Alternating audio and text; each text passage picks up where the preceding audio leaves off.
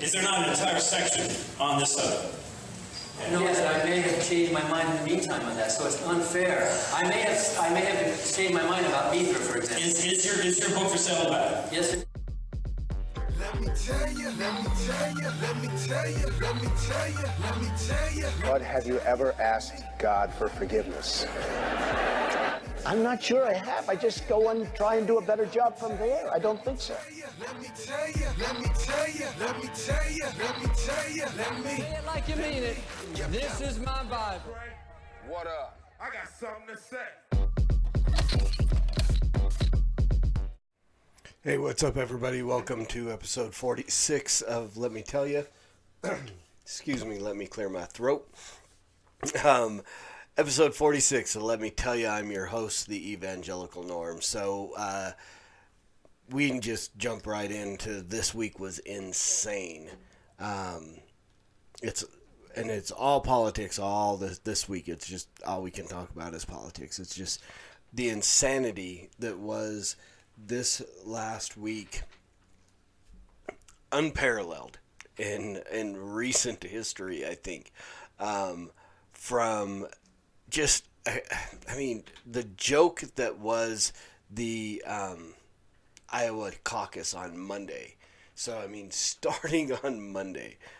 Did anything happen on Sunday? I don't even know if anything went on Sunday. What was there a football game or something Sunday? I don't know. Yeah, but Monday we get our Iowa caucuses and they just botched the whole thing. So results didn't come out for like days after the Iowa caucus. Apparently there was an app that had some problems, and so nobody knew, and then they're trying to make phone calls and that doesn't work, and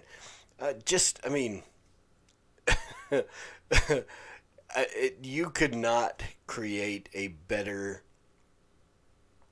ad for Trump than all you got to do is throw up anything about the Iowa caucus and say, the DNC, this is who you want running the government. I mean, they can't even get an app right. They can't even get an app to work. And then, of course, everybody's jumping on stage and claiming their victory. Everybody except for Biden. Biden was like, oh, yeah, we took a punch to the gut or something like that. And so everybody's claiming victory in Iowa. Well, finally we did get some results. I mean, this splash screen that I picked just shows 86% had... Sorry, excuse me, I almost sneezed. 86% reporting, and then the way the caucuses are weird, the way they work. So you get the people come in initially, and then they're caucusing for that person, and then they have to see if those people get to a viability of 15%, something to that effect, and then they reallocate that, and then that becomes, and then so it's like, well, these people aren't viable, so you have to put your support behind these people because these people aren't good anymore. So this is what you ended up with. So Bernie and Buttigieg essentially tied Warren, Biden, and Klobuchar. There you go. There's your yawn for the night. And this is what this stuff does to me. Just crazy stuff. So once again, Sanders thinks he should be, and the guy, the front runner, the nominee, and all this stuff. Obviously, Pete Buttigieg got a little bit more. And again, this is what I've been saying. As Christians, this is the guy we got to watch out for. And I'm already seeing it, with different people that I never would have thought would throw in behind Buttigieg. But again, Trump kind of screwed everything up, because I know people who were lifetime Republicans like me, And as soon as Trump took the banner for the Republican Party, I said, all right, I'm out. If this is the guy you're going to nominate, I can't be part of it. So then a lot of people I know went and became independents. Excuse me. Or other things. I don't know anybody who went all the way Democrat. Maybe one or two people. But so a lot of people supporting Pete that I didn't think would ever support Pete. But again, I just think there's enough of the Evangelifish church out there, not really solid theologically based Joel Osteen type churches that are going to throw their support behind Buttigieg because he claims to be a Christian.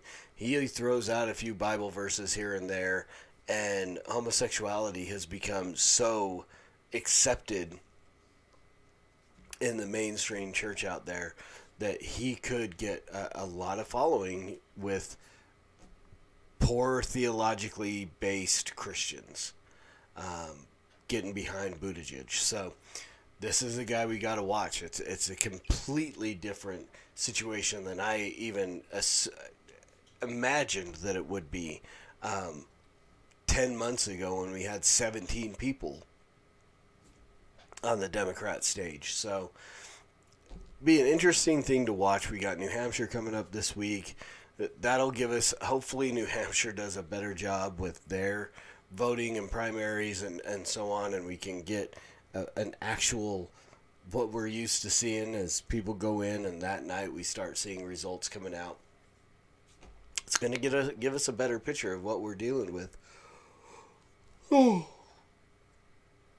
excuse me again, with the Democrats. So there was that. That was Monday. Craziness ensued with that, and then we get the State of the Union address, and the picture, the rip heard around the world. So here's the thing about the State of the Union. The Constitution requires that the president present to the Congress the State of the Union, an address, an actual, not a speech.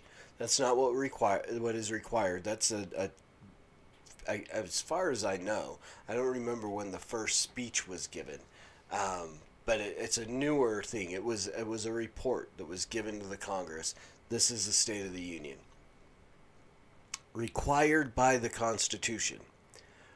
The paper that Trump, the speech that Trump handed to Pelosi, the copy of his speech, is a constitutionally required document that he provide to her, and she tore it up.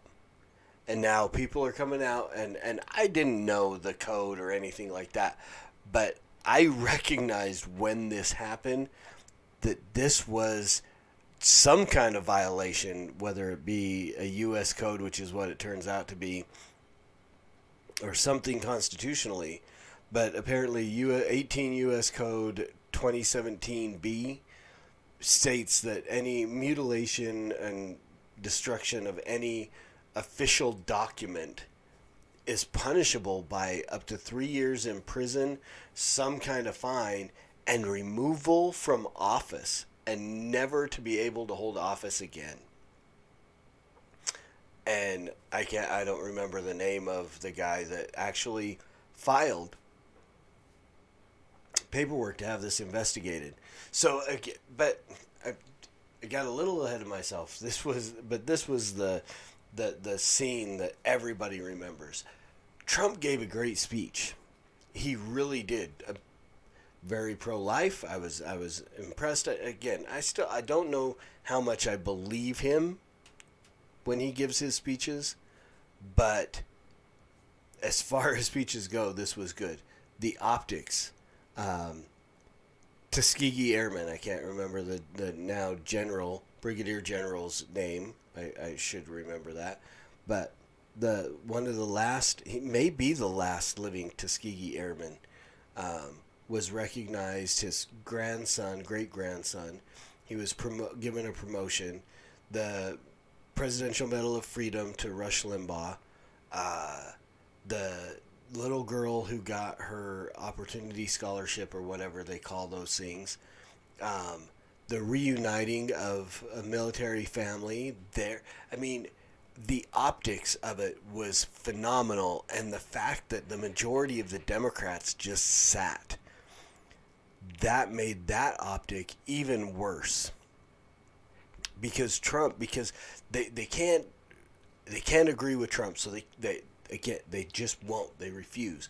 So they're not, even on the good things that he does, they're not going to stand up. They're not going to clap. They're not going to support this president. So essentially, Trump made them sit through all the things that their party is about.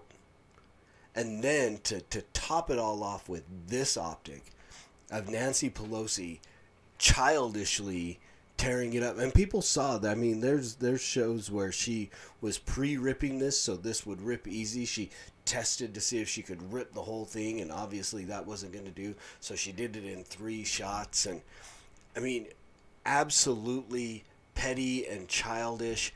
But what do we expect? I mean, literally, I mean, I wanted to entitle this episode High School Musical, the Washington Years. But High School Musical is more mature than the garbage that is happening in our government on both sides. And this is one of the things that I've always complained about Trump. I do not like the name calling on Twitter. I do not like the Twitter persona, period, that he puts off. I've never liked the man as character-wise, ever. And so, again, the childishness, and I've said it before, he was 69 going on 7. I don't know how old he is now, 71, 72, but he's literally like he's a child. And Nancy Pelosi just responded in kind as a child. You know, again, this is not the High School Music goes to DC or the DC years, because that's far too mature for what's happening in our government. This is the 3rd grade political playground. This is children running our nation, and the pettiness that goes on back and forth. And again, the whataboutism that comes out in all of that. Well, Trump has, I've seen him, you know, that picture went around of apparently he wrote something down and then ate it. And that's just, just because the president writes on the paper doesn't make it an official document like this. Huge difference between what Trump did and what Pelosi did here. This is absolutely childish. But then again, don't hear me say that I'm this huge fan of Trump, because he's absolutely childish as well. I just would like to see some adults running our nation, running our country, and we don't. I mean, literally, days later, you've got AOC, the bastion of stupidity. I can't even be ironic and satirical with her, because just some of the stuff she says is just outlandish. But so you've got her talking about, and I don't even know what the context of the clip is, but she's going, this whole pull you up by your bootstraps thing started as a joke because it's a physical impossibility. We get it. Apparently it was overheard in the Congress cloakroom later that day that she was like, "What? You mean the cat really doesn't have his tongue and he just doesn't talk much?" Just ridiculous. And it's like, seriously, can we get some grown-ups in the room to run this nation? Because I gotta say it, the most mature person here in this picture is Mike Pence, and I don't even down with a lot of what he did politically in, was he the governor of Indiana or Illinois? I don't even remember, but there were some big LGBTQ agenda items that passed his desk. This grand Christian man who And to his credit, will not be alone with a woman and all these things. And granted, same thing. I try to follow the Billy Graham rule as much as humanly possible. When work and stuff doesn't insist and force me to be in a room alone with other women aside from my wife. But so, I mean, and he let some huge LGBT things go through that he could have vetoed as a governor. So again, not real impressed with Mike either. But so we go from crazy shenanigans, everything that could possibly go wrong with the Iowa Caucus, to the State of the Union address, and then of course Wednesday we got the acquittal for the impeachment. And again, here's the deal: I agree with Ben Shapiro, and again, my political or my legalese, if you will. I take Ben Shapiro's advice. He is a lawyer. He did graduate law school. He's smarter than me on these things. So maybe he's just out there and wrong. But I believe that Ben Shapiro is correct in stating that Trump has done nothing criminal, nothing that is actually an impeachable offense. People don't like him? Absolutely. Is he ridiculous and childish and any number of issues that go along with Trump? Absolutely. Are any of those things issues that he can be impeached for? No. You can't just impeach a president if you don't like him. I mean, how many times do the Republicans try to impeach Obama? None. But 5 out of the last 6 Republican presidents have all had articles of impeachment brought against them. Not all of them were impeached, but all of them had article of impeachments brought against 5 out of 6 Republican presidents. This is an issue. This is a political issue, and it's ridiculous. Again, the Democrats have shown their just willingness to do whatever they can. And then again, quotes. I mean, we got the AOC thing, but we had other guys. I don't even remember who it was saying, if we don't get this impeachment to come through, then the voters may be able to affect the election in 2020. Well, absolutely. That's how it should be. The voters should affect it. And impeachment should have nothing to do with it. So Trump gets acquitted, and then we have the National Prayer Breakfast. Now, here again, this is where I come in and I actually have all my issues with Trump, is when he tries to present himself as a Christian, we get stupidity out of this president. We get 2 Corinthians. We get my favorite Bible verses, 2 Corinthians, right? We get other things. The clip that's in the beginning, in the intro to this show. Have you ever asked for forgiveness? No. Well, then you're not a Christian. Don't try to act like one. But instead of having this national prayer breakfast and making it about prayer for our leaders and for our country, and maybe a gospel presentation somewhere in there. Some of these people absolutely need to hear it. Trump needs to hear it. No, instead he holds up his newspaper that he's been acquitted, and then it proceeds to use it. And again, I'm taking a lot of this off of just little clips that I've heard that other talk shows have talked about. I did not, full disclosure, watch the entire National Prayer Breakfast, but I heard enough about it. But Trump essentially made it a platform for him to get vindication on all of the Democrats who decided to impeach him. This is a National Prayer Breakfast. Grow up, Mr. President. Grow up.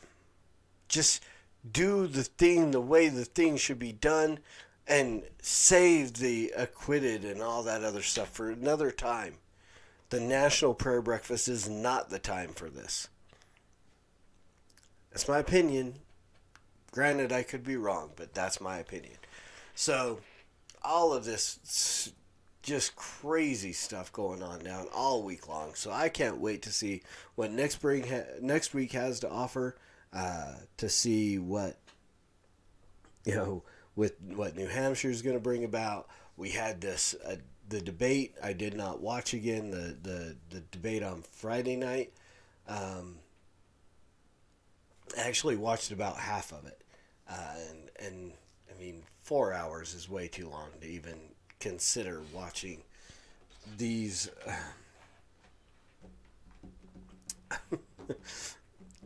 Again, I don't like name calling, so I can't even think of anything to call them that wouldn't reflect poorly upon me acting like an idiot and like a fool. But so the debate, I couldn't watch all of it. I watched part of it. Again, all of these people to their core are all about abortion and without restriction and without question. I apologize, I'm yawning a lot tonight. But so yeah, it's a scary situation with the the Democrats that are coming up and making their run for the presidency, and I'm very confident that Donald Trump is still going to win. I cannot see. I just don't see any of the Democrats actually beating him. Especially if they nominate Bernie, I agree with a Biden that if Bernie gets the nomination, then the Democrats are going to have to carry that socialist label forever. And that's all there is to it. I mean, and that it's not good. I mean, who was it? Was it Chris Daniels? Hardball with Chris Matthews, whatever the dude's name is.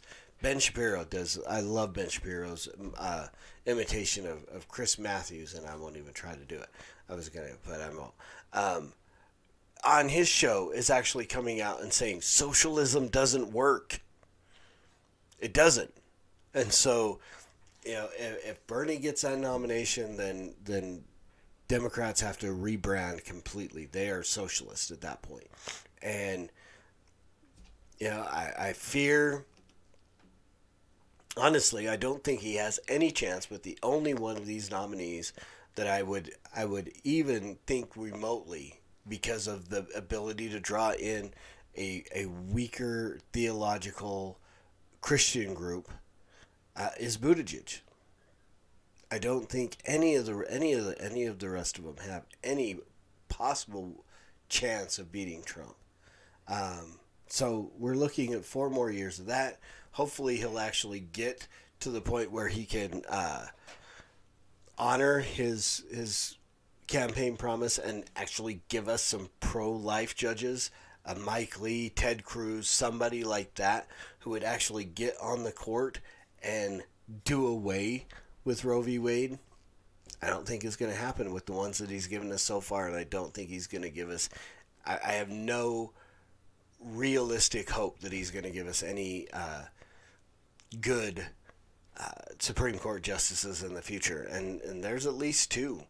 If he gets this next election, at least 2 more Supreme Court justices are going to go down under Trump. So it'll be interesting to see. Hopefully, this week is as entertaining in the news as last week was, and we will go on from there, and hopefully have some good stuff to talk about next week. Otherwise, if the news cycle slows down with the Democrats and everything else, I'm gonna just have to talk about the Rudy Gobert goaltend no call for 30 minutes, and just make Damian Lillard feel bad. So there you go. Thanks, guys, for hanging out. As always, preach the gospel at all times. Use words. They are necessary. And until next week, Soli Deo Gloria.